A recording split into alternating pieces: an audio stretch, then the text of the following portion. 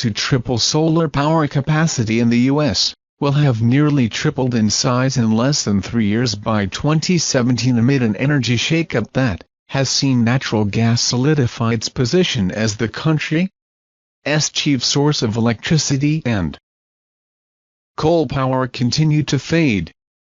According to monthly data published by the U.S. Department of Energy, cutting carbon dioxide emissions from electric power plants is a major part of the U.S. strategy for tackling climate change as the country seeks to meet its obligations under the Paris Climate Agreement and keep global warming from exceeding more than 2°C, 3.6 F. Reducing those emissions requires changing the fuels used to produce electricity, including using more natural gas and renewables than coal, historically the country's largest single source of greenhouse gas emissions driving climate change.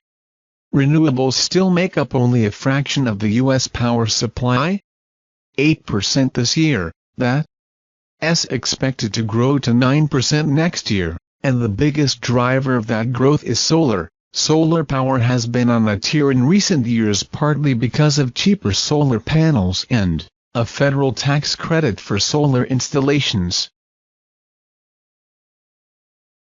Congress extended the solar tax credit early this year, helping to fuel a 39% annual growth rate for solar power producing capacity, to 27 gigawatts by next year from about 10 gigawatts in 2014, or enough to power about 3.5 million homes, the data show. Because of pent-up demand due to uncertainty over the federal tax credit, solar had a record year in 2016.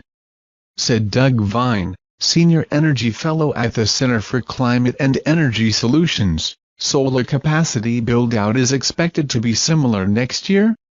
By contrast, wind power generating capacity is expected to grow by about 8% next year after growing nearly 15.5% in 2016. For most of the past century, coal has been king in the electric power industry, but it has begun to falter as a major energy source in the U.S. because falling natural gas prices have encouraged electric power companies to build more gas-fired power plants. At the same time, new mercury pollution regulations for coal-fired power plants have taken effect. Renewable energy has become cheaper to produce and electric power companies have begun to gear up for the Clean Power Plan. The Obama administration has climate policy aiming to slash carbon emissions from coal-fired power plants.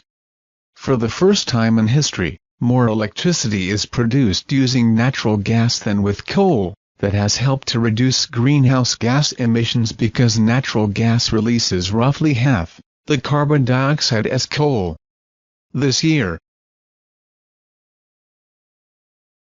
35% of U.S. electricity is expected to be produced using natural gas, and 30% will be produced using coal, according to the data. Last year, each produced about 33% of U.S. electricity. With natural gas prices rising, the share of U.S. electricity produced with coal is expected to rise slightly to 31% in 2017, but with natural gas expected to generate 34% of America's electricity next year, it is expected to remain the biggest player for the second year. Coal is now in many markets the marginal player, said Daniel Cohen, professor of environmental engineering at Rice University.